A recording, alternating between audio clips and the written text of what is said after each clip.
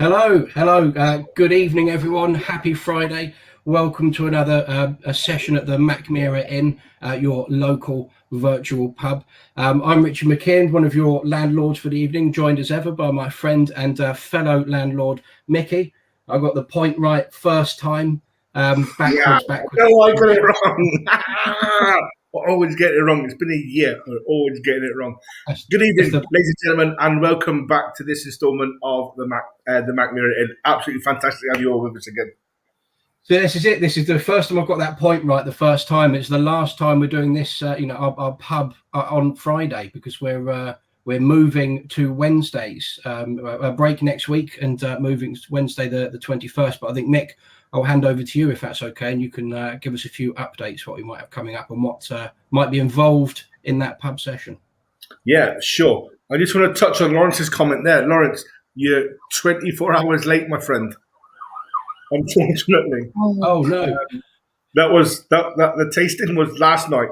So if you can either watch that back on YouTube or our Facebook, or hang on to it until the 28th of this month. Yes. When we're back with another one of that exact tasting pack.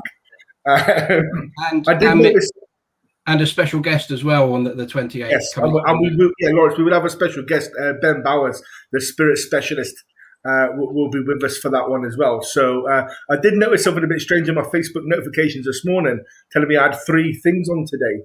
And this was one of them, a tasting, and another tasting I was on. Was supposed to be on yesterday, but it crashed. And I'm like, no, hang on, that was last night. So I don't know what happened there. Apologies for anybody else that fell into that chat. But anyway, so that's we'll be redoing last night's tasting. Not exactly, obviously, but on the 28th of April, and we'll have a special guest with us, Ben Bowers. But before then, we'll have a couple of pub sessions actually. So tonight is our last Friday night at the inn. Don't fear, the inn's not going away. We're going to have a break next week to do a bit of refurb to the pub, and we're going to open back up on Wednesday the 21st. Okay, so that makes the tasting the week after, and it'll be the Thursday, not the 29th, not the 28th. I just added some gaps there. So I'm thinking, we do our tasting on a Thursday night, Wednesday 28th. So that was quick, like proper maths in the pub, which is weird. So that's what we've got coming up for the rest of April anyway. Well, I think that's a good opportunity to say to Lawrence and anyone else who might be joining us for the first time this evening, the Mackmyra Inn, where we are tonight together. This is just Micky and I as landlords. We invite a VIP patron along for a virtual pub chat, basically, where we have a few drams together, talk about whatever might come up and see where the conversation goes. So, Lawrence, if you've got some drams there, feel free to pour a small amount of each, perhaps, and ask us some questions as you go. We'd be more than happy to field any questions. Apparently, he's off to go and taste them by himself in a mirror. So, okay, knock yourself out. Before we get on to our guest, Rich, it's that time. It is that time. So it's 6:05 somewhere. Rich, would you like to get the rundown? Well, I think, we'll say, I suppose I should introduce Claire and ask her what she's going to be drinking and what she's got in her glass. So we're joined by Claire Vokins, and thank you very much, Claire, for your trademark Pleasure. hat, which we'll ask you about. No, the hat's necessity. It's locked down here, isn't it, really? it was funny what you said to us in before we began tonight, that it's been since October you just haven't bothered doing anything else. No, I can't. It's a mess. Yeah, it's an absolute mess.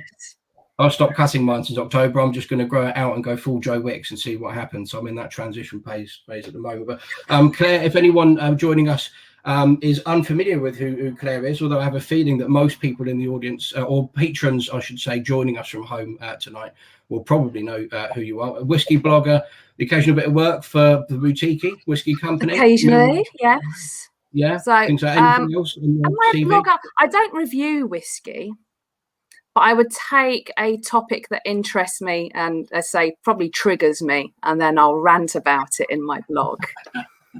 So I'm not sending out whiskey reviews every week. I think a lot of people do that already. So yeah, mine are a little less frequent, but a little bit more ranty, I think. Yeah, okay. Well, we had Micky's Micky's co-podcast host, Neil, on with us last week from whiskyreviews.net. And one of the things that we discussed was the need to have different types of blogs that are out there. So some people have short and sweet reviews, other people that go into a deep dive, as Neil does, with history and things. And then, you know, a third type that just rant about things, and that's where you fall into the category. Exactly, ranting. It's the best way to be. So, right, you know, it's time for the first round, as Micky said, and the bell has told us. What have you got in your glass, Claire? All right, I'm literally staying on brand tonight, and I'm starting off with the Jack liquor, which is bloody awesome. Beyond Jacked liquor. I prefer my second one. It's much more easier to pronounce. But so I'm cracking on with that. I like it as is, but I'm gonna probably highball it with a little bit of ginger beer in a bit as well, because I reckon it bring the spice out in it quite nicely. So yeah. Okay. Very nice. Well, Micky likes the sound of that because he loves to play around with well, any type of spirits really. See what we've got. So, Mick, have you got a concoction this evening, or are you going straight dram? I do know. I'm not going straight dram because obviously, as Kim's mentioned there, our good friend Kim, who's becoming a regular with us, she's looking forward to my cocktail recipe of the day.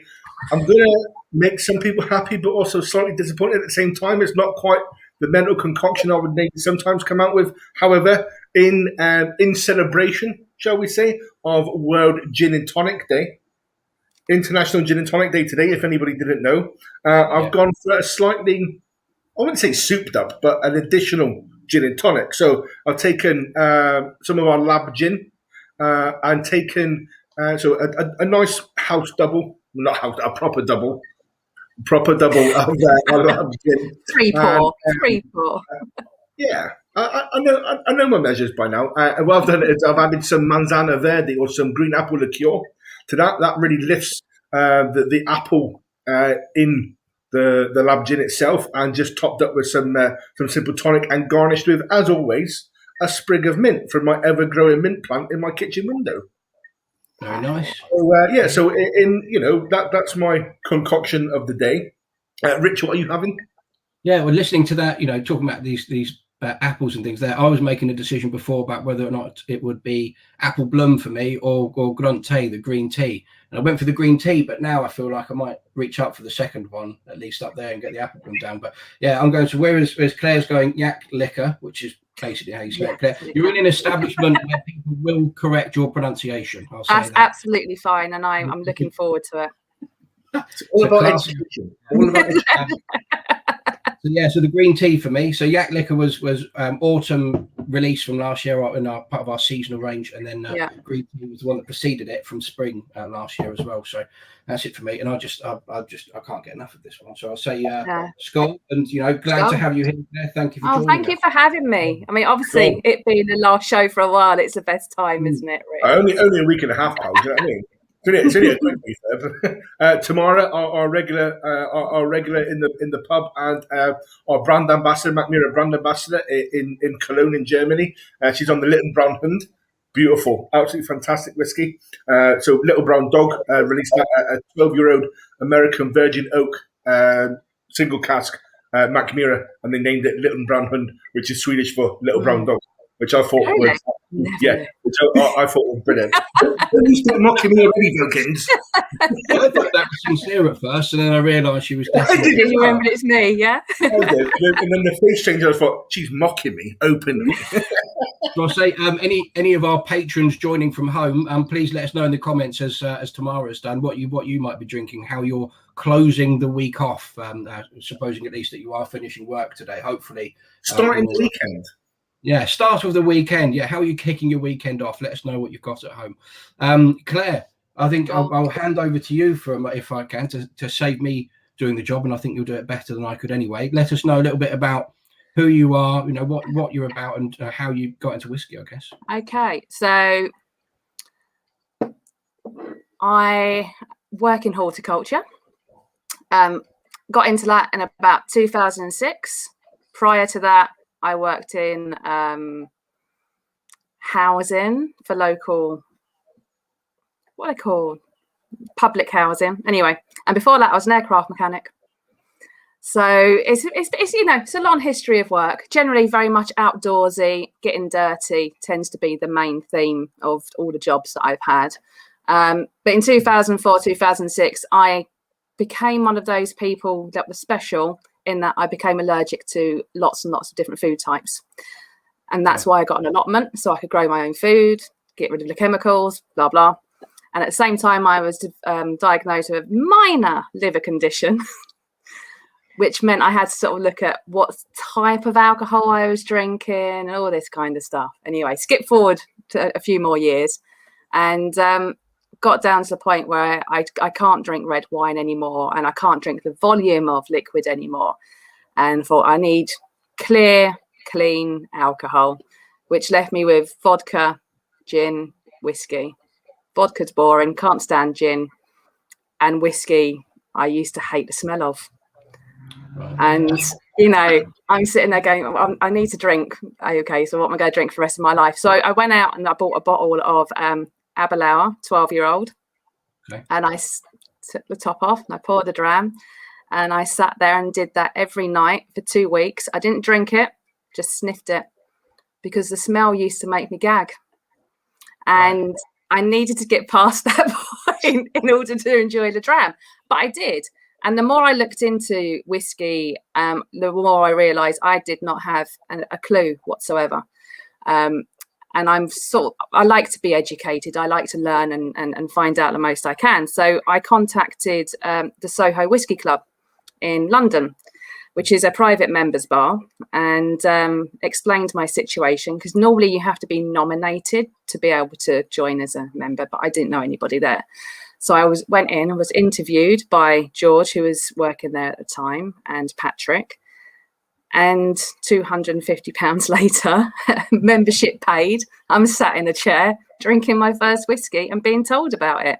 And from that point onwards, it's been an expensive hobby. But no, I love it. I started off as a peat person, very much a peated. I love my Taliscas, love my Octomores. And in doing more and more whiskey, got into working every now and then with Boutique, fell in with Milroy's, so it's, whiskey's now become quite a big part of my life, as much as horticulture is, all around about the same time for the same reasons. Nice. Can you remember what the first whiskey was where you nosed it and instantly thought, I like the smell of that, and you didn't, Talisker. It was a Talisker, yeah. Wow. It was. I don't have much of a sweet tooth, and for me, the Talisker, and it ruined me. It was a 57 North, and it's sweet and it's salty and it's smoky, and it just felt like I'm standing on the edge of a cliff in a massive storm with the rain beating down on me, and the whiskey's keeping me warm. And it's just the best whiskey I'd ever had, and probably have ever had. It's. I will always fall back on the 57 North. So yeah, that's my favourite. That's the one. Is that still? I don't know if either of you know. Is that still available now? I think it is. Yeah. I think I told that the beginning of last year when I still worked in the whiskey shop in Glasgow. They had it on sale then. So yeah, it's a great dram. I think it shows Talisker to me at Talisker's best. So after that, it's a 10. So yeah. I think that the 10 is was one of my first whiskies that sort of got me into whiskey, and that was 5-6 years ago perhaps that I started drinking and buying Talisker 10 semi regularly. I think from supermarkets, my local one. Yeah. And then I didn't drink it for years. I was trying all these other things, and you just realise how much there is out there to try and get your hands on. And I didn't come back to it, and I thought that perhaps my taste buds would have changed in that time, or so I wasn't in a rush to go back. But I opened a bottle of it probably only 6 or 7 weeks ago, and thought, right, let's see. And I loved it the same amount that I did. It's that salinity that's in it as well. It just hits all the taste buds perfectly. It's such a balanced dram. Lovely. It's great, and I think the price is cracking as well. I think yeah.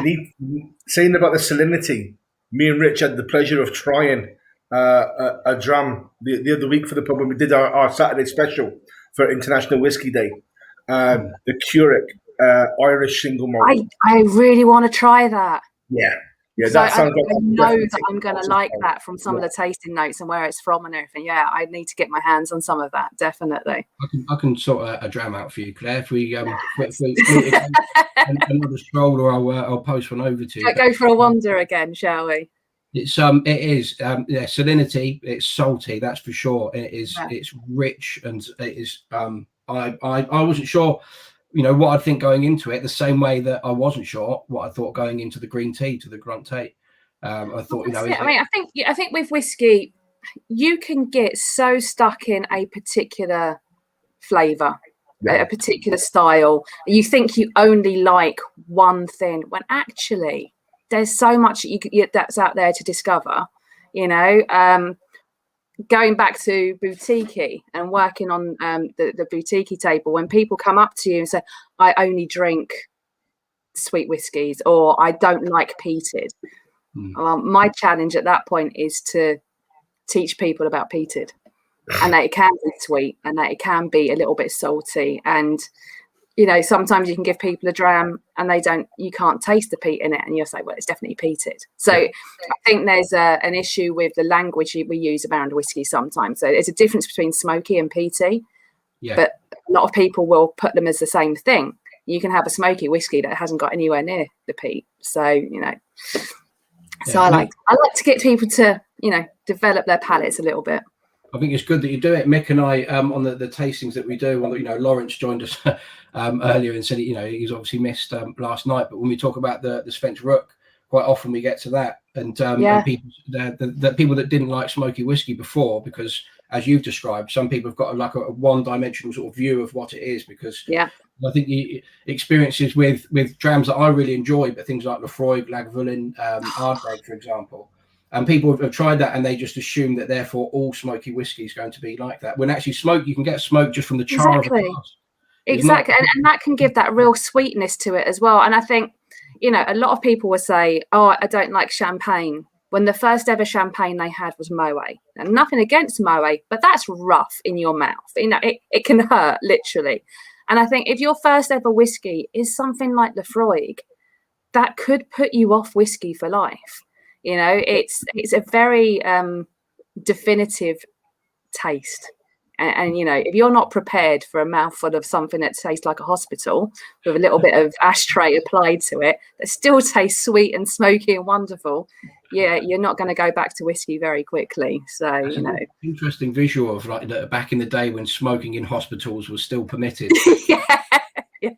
If someone wants to go back to that time and place, and they think, right, then this is the dram for me. Lefroy was my entry into whiskey, where I first realised that not all whiskey smelt or tasted like whiskey to me, because poor or bad experiences as a teenager doing shots of whiskey, which like the Americans would do in the saloons in movies. That's the other thing, that whole burning thing, and people say, oh, I can't drink whiskey, it burns. Well, not if you take a little bit first and just get your mouth used to it, and then drink the whiskey, and you don't get the burn.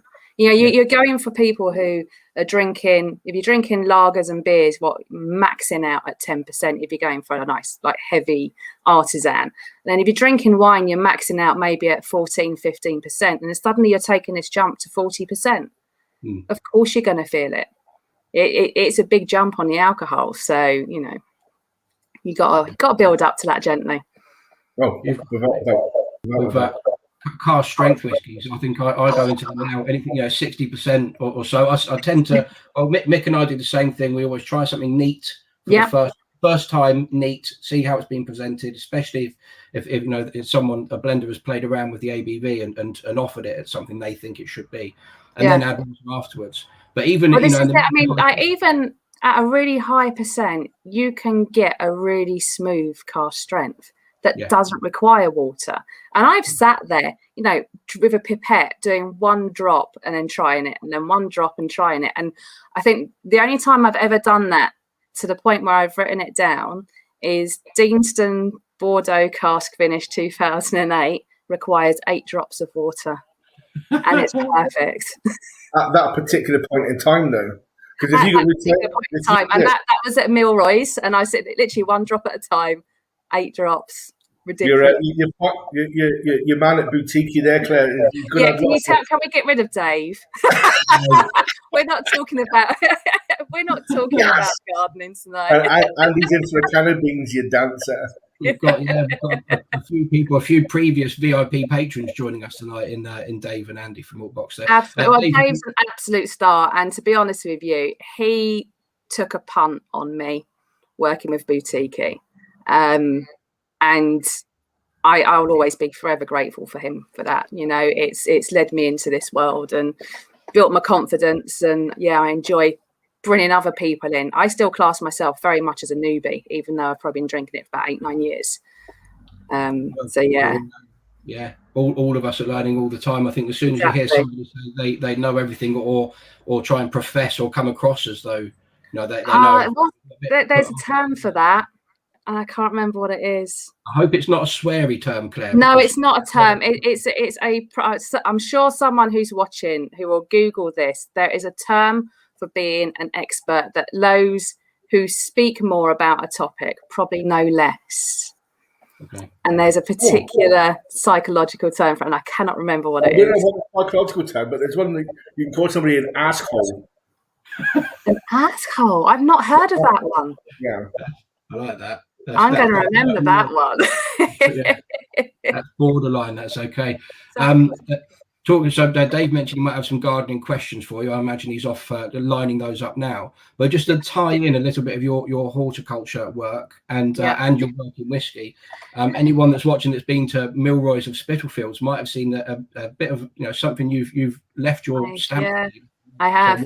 So when they opened up, or when they were looking at opening up Milroy's at Spitalfields, they've got a cigar terrace upstairs, and Simo knew that I do gardening, and we was having a little bit of a chat, and he said, do you think you can come up with anything to make it look nice? And it's really hard from a gardening point of view. It's like the worst case scenario, other than putting in artificial plants. There's not much you can do there because it's enclosed on, if you imagine a cube, it's enclosed on every side apart from one.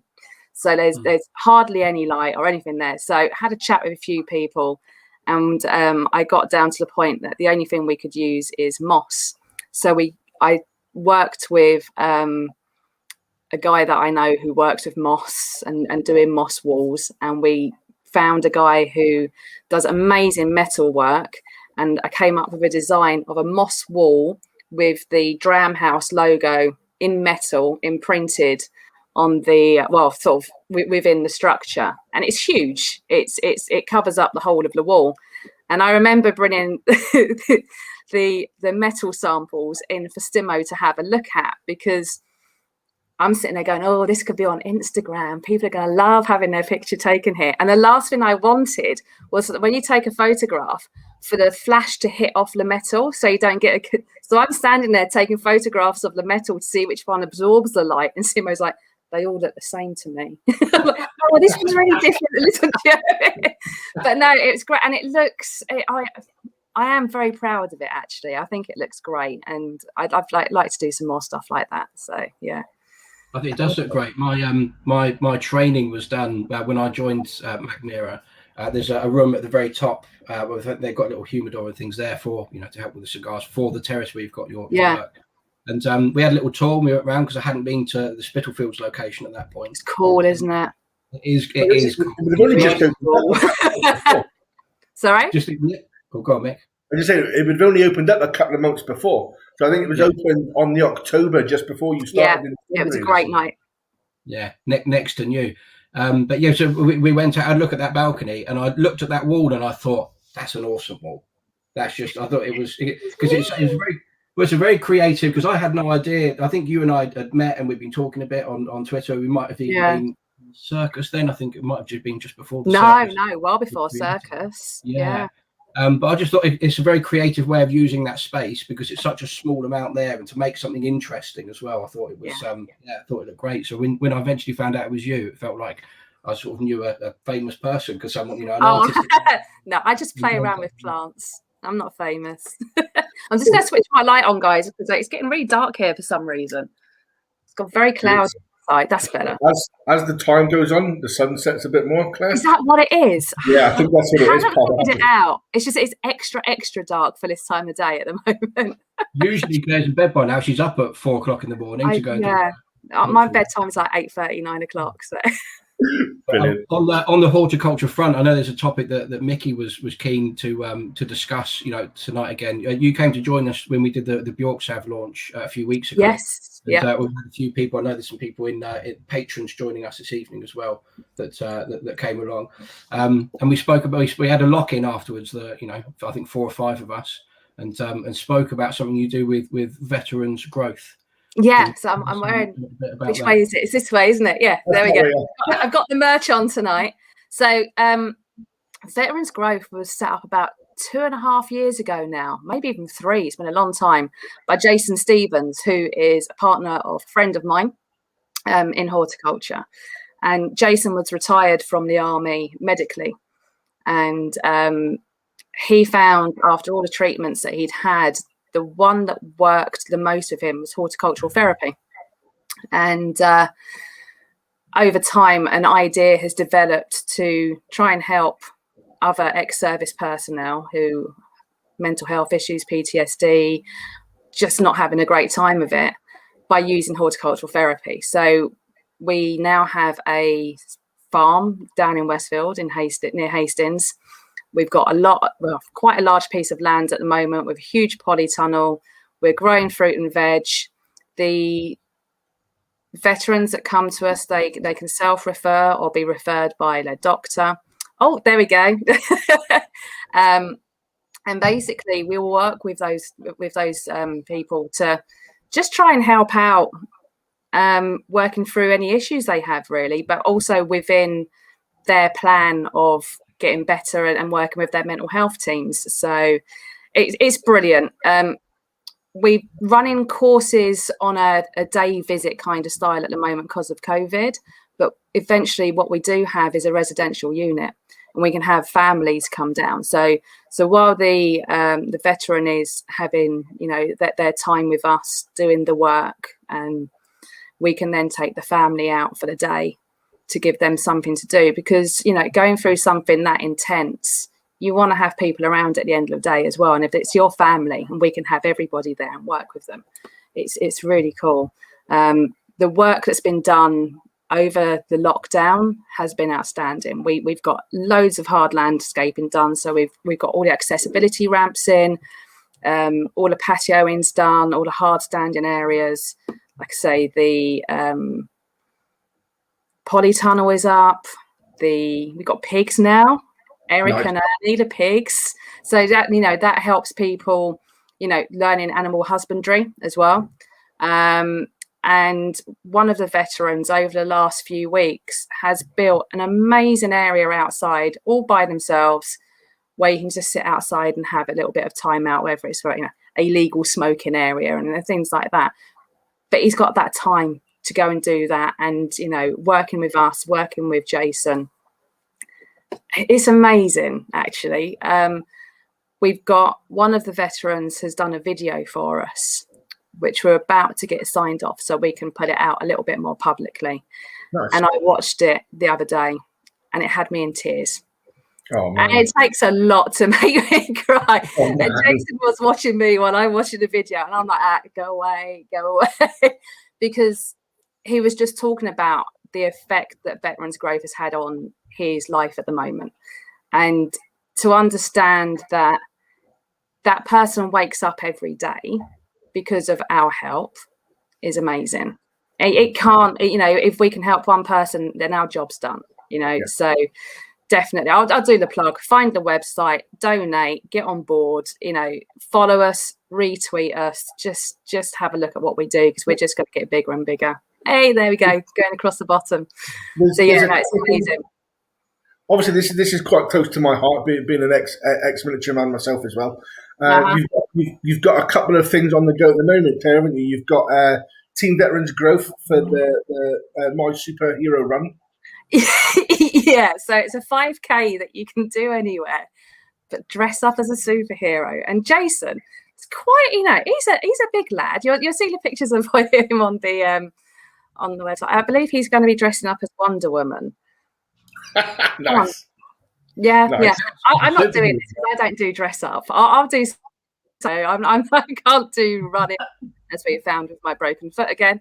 But you know, it's yeah, they've got that, and we're doing the virtual London Marathon as well in October. I think we've got a couple of people on that. But if anyone ever thinks of a way that they can raise money, then and you want to raise money for a charity, get in contact, because we're well up for, you know, whatever anyone wants to do. Through Smile Amazon, if you do shop through Amazon, do it through Smile Amazon. Click us as your charity, and we can just, you know, it's those little pennies here and there, they all add up. It's brilliant. Yeah, and the other one you've got on the go at the moment, which I really quite like, it's happening on the weekend, starting the 30th of April for the bank holiday weekend, is the Captain Tom 100. I haven't actually heard about this. You've caught me out. All right, I'll take the lead on that one then, Claire. Shall I? You do that for me. I'm just going to pour some ginger beer into my whiskey while you chat away. Do it. So at the end of April for the bank holiday weekend, there's the Captain Tom 100 that Veterans Growth are asking you to take part in to raise money for Veterans Growth. And basically, all you need to do is dream up your own Captain Tom 100. And on their on Veterans Growth Facebook page, which is what I'm looking at now, and they've made it. Well, I did my research earlier, love. Do you know what I mean? They've done some suggestions for you, so you can copy these or make up your own. As long as it's got like 100 in it. So some of the suggestions are, 100 steps. So if you're a bit of an older person and stuff like that, you know what I mean? That's really cool. Those 100 steps. Yeah, and getting people to sponsor you to raise money for Veterans Growth. There's running 100 meters. So if you're a bit younger and a bit more sprightly, do you know what I mean? What are you trying to do then, Mick? Sorry? What are you doing for the 100? I did, when I was talking about this with a pal earlier, and I jokingly said I might do 100 drams over the weekend. I will hold my hand are we up doing like show pours, like 1CL? Yeah.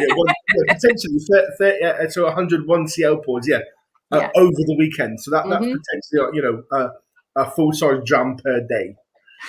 Nick, would you do it dressed as a superhero? I know that's the two. I'll have to see what's in the dressing up cupboard, but I'll dress as anything. Do you know what I mean? I was 13 years in the Royal Navy. Dressing up and making a fool of myself is the least of my problems. Do you know what I mean? It's pretty much half of the course, isn't it? Who would be your go-to superhero, Mick, if you were going I used to have, back in my slightly fitter days while I was in, I used to have a Mr. Incredible's outfit.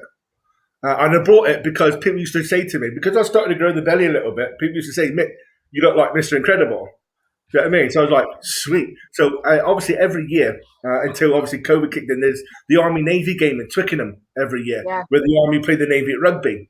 And it's just an excuse for like 80,000 forces and ex-forces personnel to get together, have a really good time, get drunk, and it's interrupted by a game of rugby in the middle of it, basically.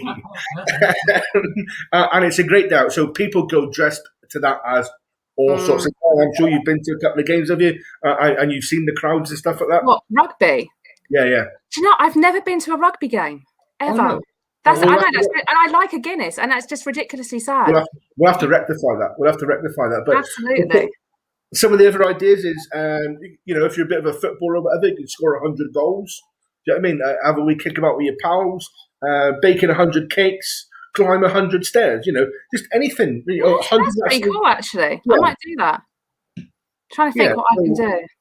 Yeah, so, I can do 100 insults. I think I might do that. 10 minutes, mate. This was the last How many people can I upset in a day? It'd be great. Well, I think you break the 100 on that one, not a problem. Pretty quickly as well, yeah. Yeah, so anything with 100 in it, basically, record it, upload it, or, send it to the guys at Veterans Growth, raise some money and have the guys at Veterans Growth out. They do have lots going on, definitely.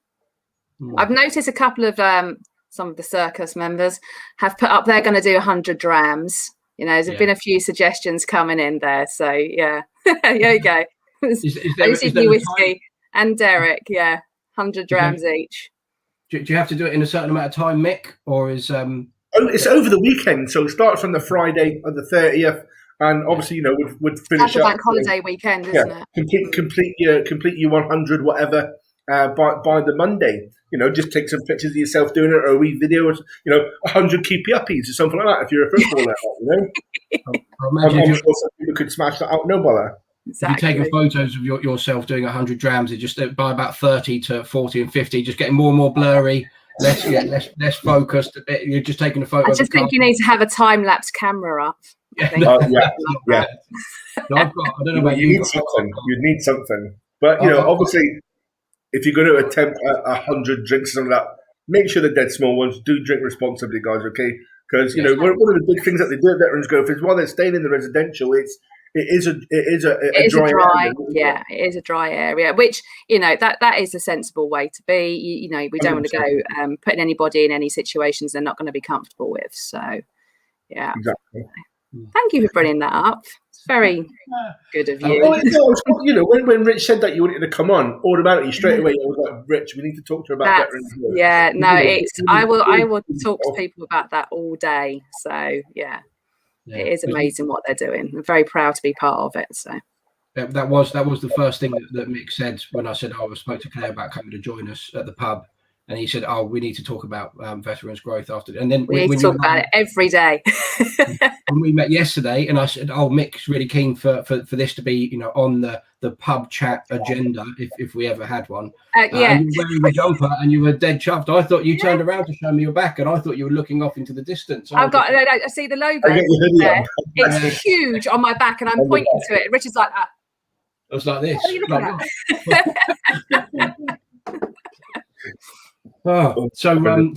Anyone joining us, anyone at home, as some people we've had say they do 100 drams, let us know what you might do 100 of, and hopefully we can get some people. Yeah, get you linked in. That'd be great.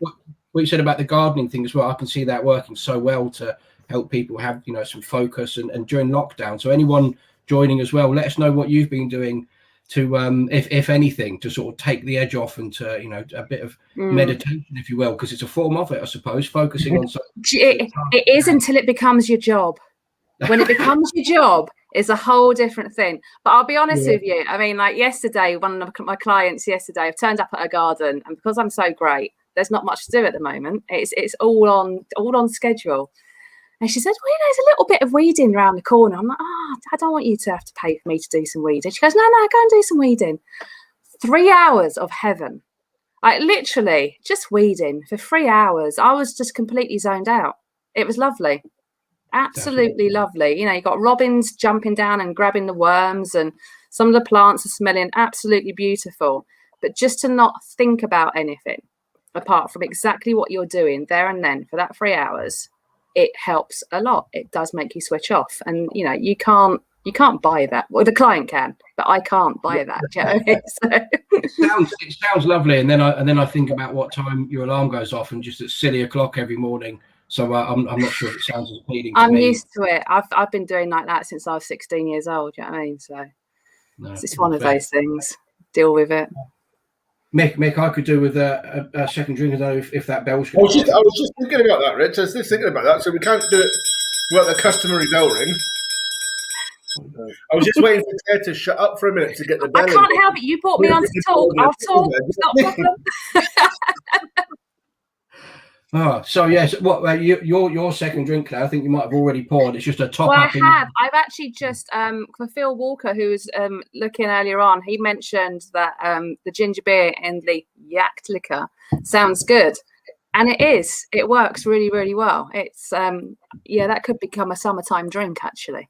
Yeah, very easily. Yeah, need some ice cubes, but haven't got any of them for now. Would you go cubes, or would you go? I suppose stones would just sit at the bottom of that long drink and wouldn't work. Let's not have stones. I mean, come on, you break your teeth on those. No, well, don't eat them. For a highball, I would do cubes, lots of them. But if it was just a neat whiskey, but I wanted to keep it cold, then I'd have the one big cube because it takes far longer to melt. It keeps itself cold. Thanks for joining us, Luke. Thanks, Luke. So why don't you just put the dram, decant the dram into a 50cl or a 5cl and bang it in the freezer for an hour? Because I'm stupid and don't think about things like that ahead of time. Well, I mean, I wasn't going to bring it up. Right? I'm glad you said that. Yeah, I mean, I would never. Not only that, you could probably see. Damn it! Which way is? I can't do it. That way. That way is my. There we go. That there is my freezer. There's not much room in there. I can't get a bottle to even stand up in there. Let alone anything else. No, literally just a sample bottle.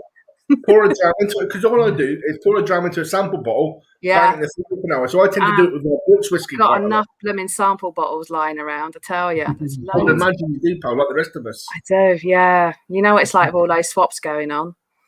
That's a good, that 100 grams thing. I was thinking I've got several hundred to get rid of.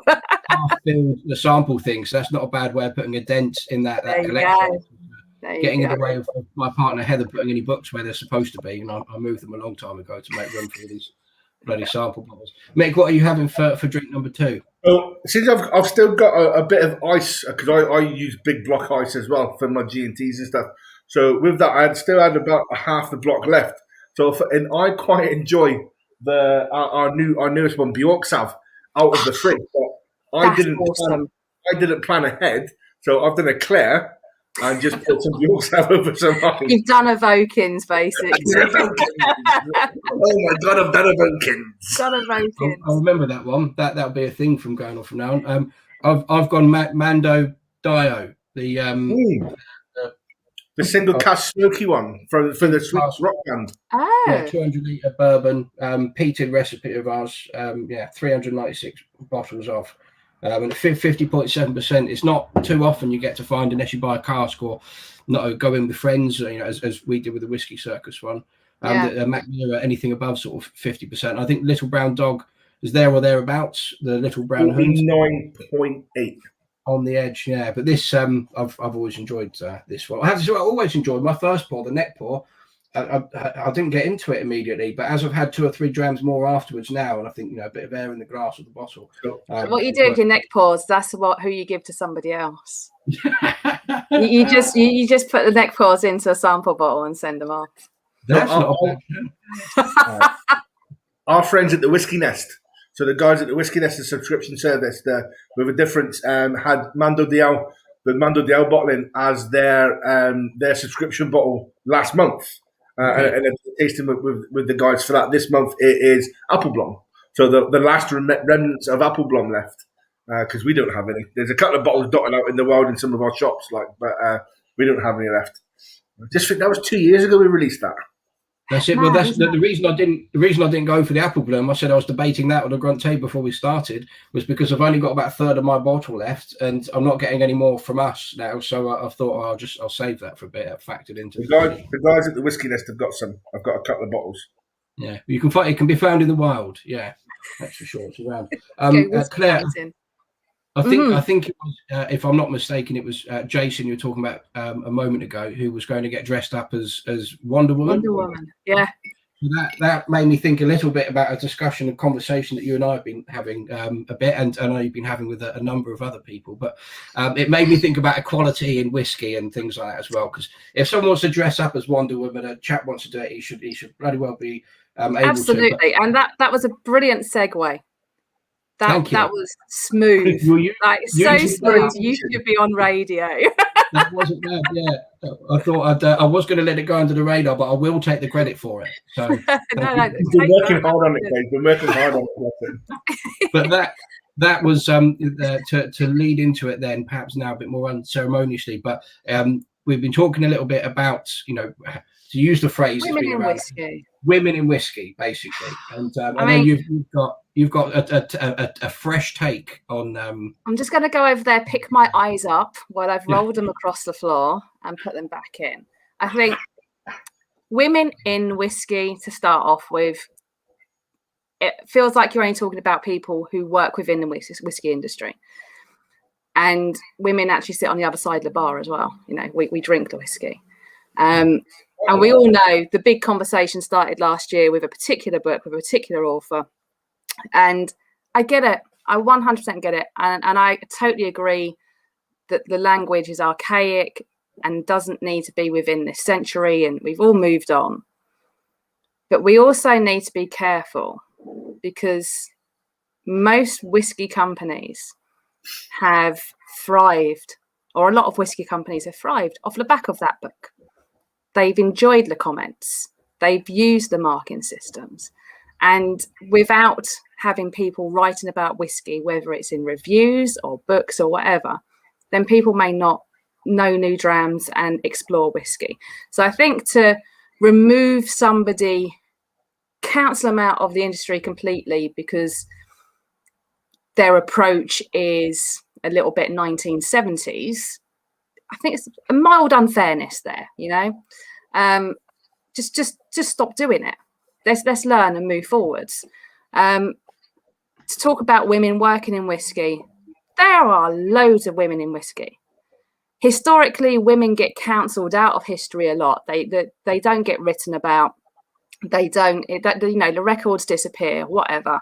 But women have worked in whiskey for hundreds of years. They've run the distilleries. They've run the businesses, and they're still doing that now. And we got women working behind bars, girls working behind bars, females working behind bars. You know, we know people like Sophie. She's a young person who's learning to be a distiller. I mean, it's amazing. And I think the industry has got it relatively sussed with women working within the industry. What isn't sussed is how we deal with the consumer, that people who are not men drink whiskey as well. Mm. And we need to look at how that is encouraged. And generally, I think a lot of it's in marketing. You know, it's marketing. If you only show men drinking whiskey, well, it's a boys' drink.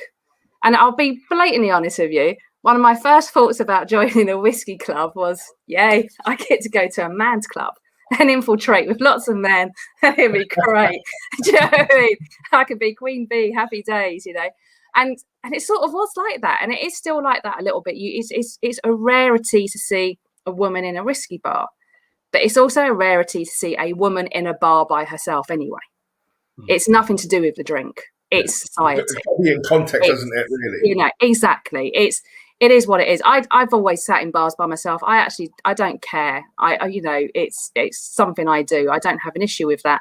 But a lot of people and a lot of women do. They haven't got the confidence to do it. Some people don't even go and have a coffee by themselves, let alone go to a bar. So, you know, there's a lot going on there. But I think to encourage anybody into an industry, and we have this in horticulture as well, there will be a skills gap at some point. And it doesn't necessarily need to be filled with women or with just men. It just needs to be filled. And we need to show that the industry is a viable, financially attractive industry to be in. And like horticulture, it isn't an industry you go into because you failed at everything else. It's an industry you go into because you've got damn good qualifications. You need to know chemistry. You need to know maths. You need to know business management. You need to have all of that. So it's all well and good encouraging people to be in the industry at this age. Obviously, I'm only 25, you know, but, you know, go to the schools. Shut up, Mickey. Go to schools fairs. Encourage all young people into an industry and show that it is available for everybody. That's when the balance starts to come in. The balance isn't going to start now. The balance starts in 10, 20 years' time. I used to work in aviation. When I went to college to study aeronautical engineering, I was one of 2 girls out of 400 people. An anomaly. Okay? When I went for my first jobs, I was the only girl on the shop floor. There wasn't even a ladies' toilet. But in aviation now, women are, it's normal. And that will happen, but you have to show it's a viable career. It isn't something you do because you failed at something else. So, and as for women drinking whiskey, just get over it. Stop creating separate groups. The more you have a group that doesn't allow another group in, you end up perpetuating the problem. Exclusivity doesn't work on either side. Equality is equality. All drink together. Simple.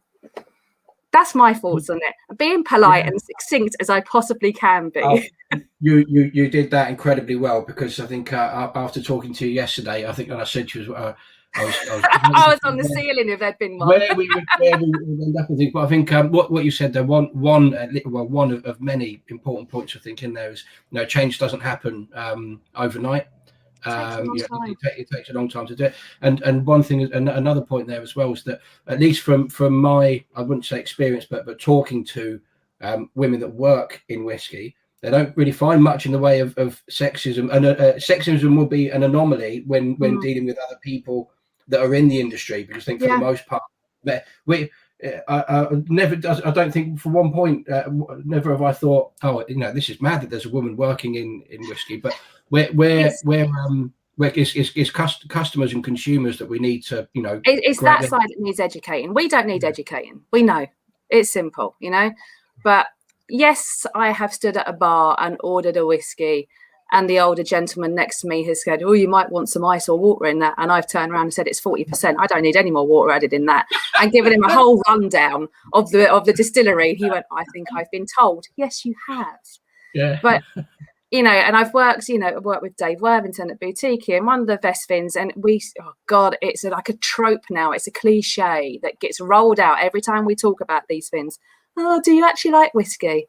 No, I hate it. That's why I'm able to serve it. It's, of course, I like the question, but I do understand, and I've spoken to other people about this, and I do understand that when you go to whiskey shows, you're either going to get someone behind a table who is passionate about whiskey, male, female, indifferent, whatever, they're passionate about whiskey, and you'll go to another table and you've got someone that's paid to pour, who doesn't know a thing about whiskey. So I can understand that if someone, whether, again, male or female, comes to me at the table and says, but do you actually like whiskey? It could be because they've just had an experience with someone else who's never drunk it in their life. They want to know that the person that they're speaking to actually knows something about what they're pouring. If we can't keep making assumptions that when someone says, do you want ice with that? Do you want Coke with that? Do you want whatever with it? A lot of the time, I used to work in bars. I worked in pubs a long, long time ago. Your training was, if someone asked for a whiskey, you asked them if you want water, do you want ice? In fact, you served it with ice without even asking for them, So, and I saw that comment, by the way. I didn't mean to.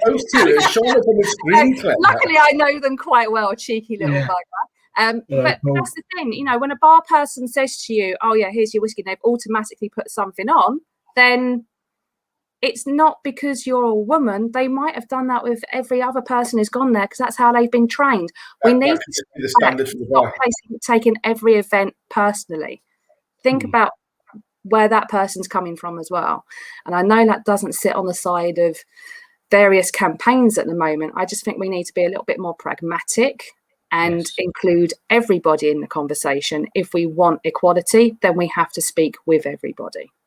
So I think what you said, that's spot on, because I said we need to, it's the customer, the consumer that perhaps we need to bring up and educate and say that it's normal for women to be working. It's normal for anyone to drink whiskey.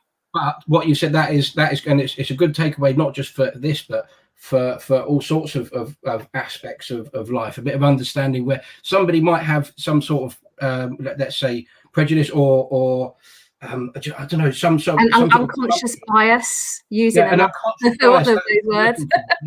And it's not because that person has any sort of ism attached to them or whatever. It's because of their personal circumstances. It's learned behaviour. It's taught behaviour, and so I think challenge it. You can't beat hate with hate and things. You got to tackle it with love and try and say, okay, well, I get why you might be thinking that, but actually, this is what. And be open to conversation. If the person isn't open to conversation, then absolutely leave it. I will always come down, and I do say this in my blog, the world comes down to two types of people: those who are arseholes and those who aren't. Just decide which one you want to be. It's that simple.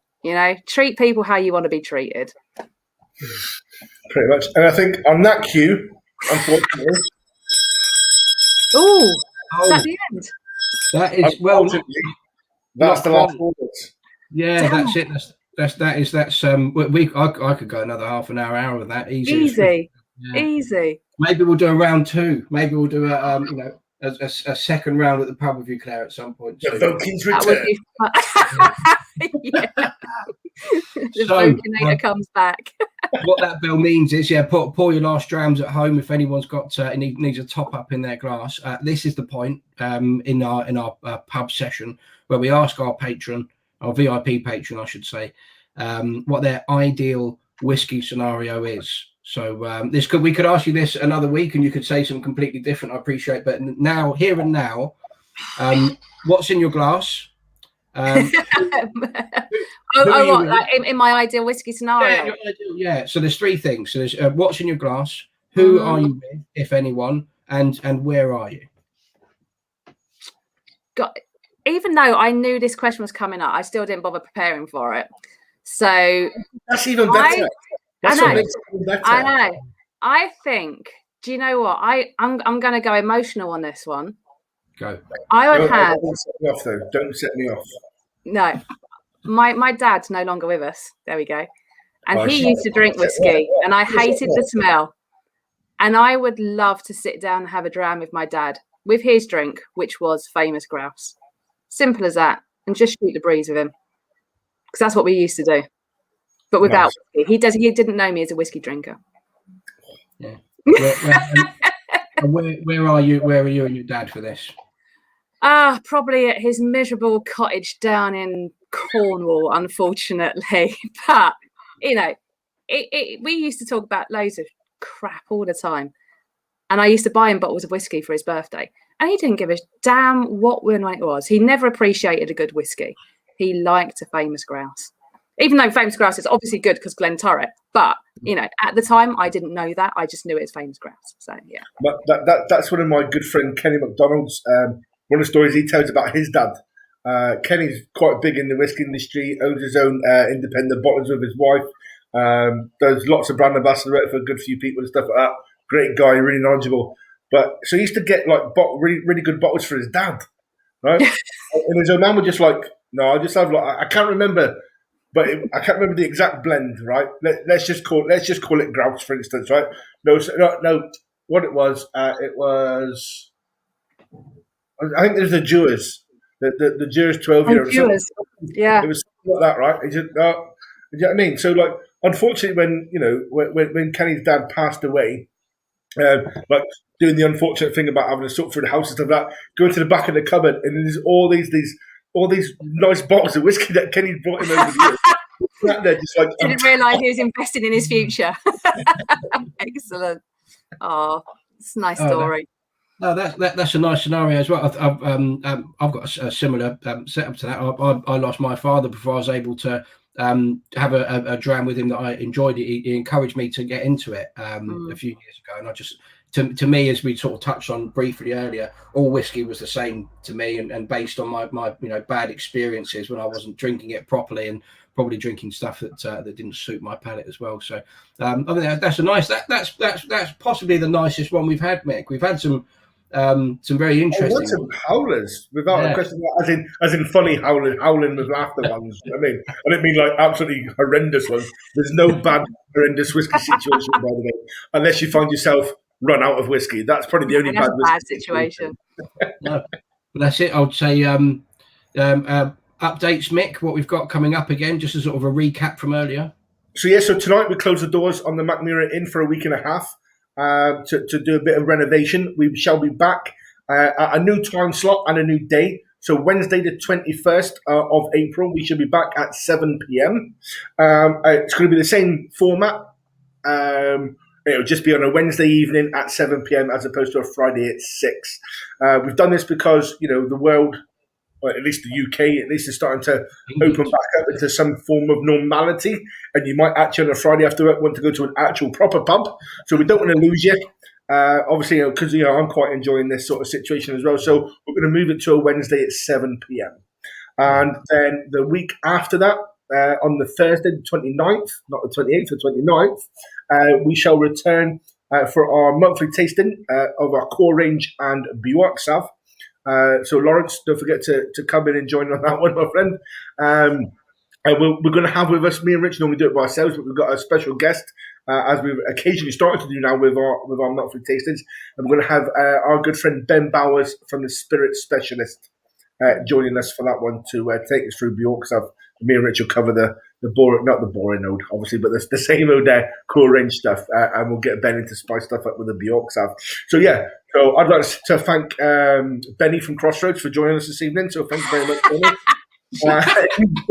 I'll pass you back to Rich to see us out for the evening.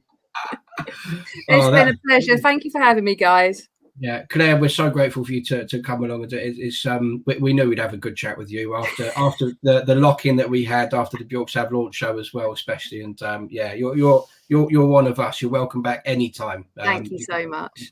Tab behind the bar. So yeah, I'll say goodbye to everyone. Thank you very much for giving us your patronage for the evening.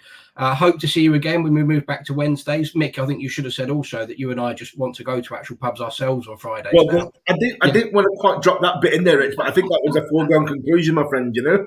Yeah, well, so yes. Anyway, and Kim, thank you for coming to join us again. Good to see you back. And everyone else who's either joined us for the first time or one of our regulars at the pub, appreciate all the support you've given us over all these Fridays that we've had over the lockdown that we've all been through. So yeah, great. Hope to see you all again Wednesday the 21st. And if you can join us for the tasting, please do. And yeah, I guess I'll say score. Good night. Have a good weekend, and hope to see you all soon. Cheers. Yeah. Good night, guys.